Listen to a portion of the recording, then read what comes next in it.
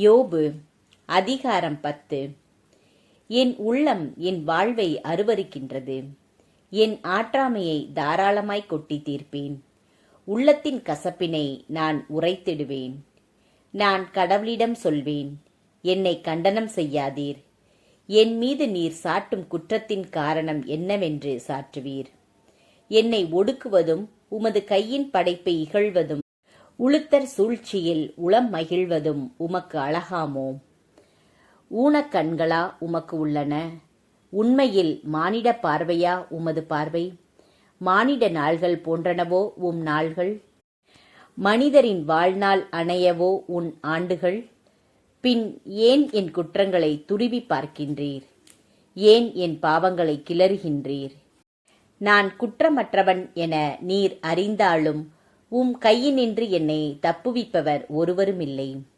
என்னை வணைந்து வடிவமைத்து உண்டாக்கின உம் கைகள். இருப்பினும் நீரே என்னை அழிக்கின்றீர். தயை கூர்ந்து நினைத்து பாரும். களிமண் போல் என்னை வணைந்தீர். அந்த மண்ணுக்கே என்னை திரும்பச் செய்வீரோ? பால் போல் என்னை நீர் வார்க்கவில்லையா?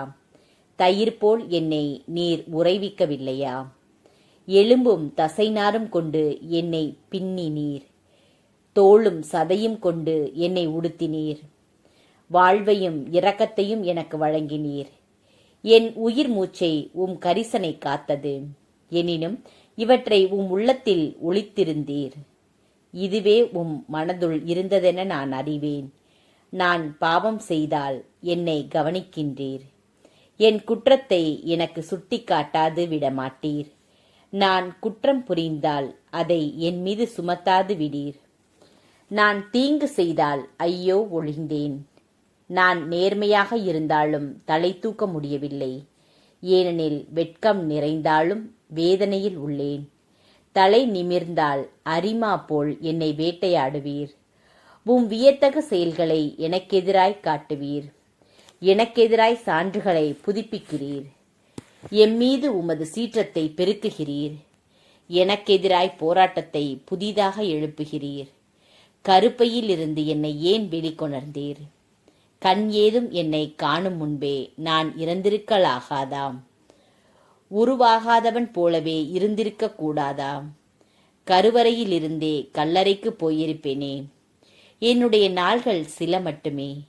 என்னிடமிருந்து எட்டி நிற்பீரானால் மணித்துளி நேரமாவது மகிழ்ந்திருப்பேன். பின்னர் இருளும் இறப்பின் நிழலும் சூழ்ந்த திரும்ப இயலாத நாட்டிற்கு போவேன். அது காரிருளும் சாவின் நிழலும் சூழ்ந்த இருண்ட நாடு. அங்கு ஒழுங்கில்லை, ஒளியும் இருள் போல் இருக்கும்.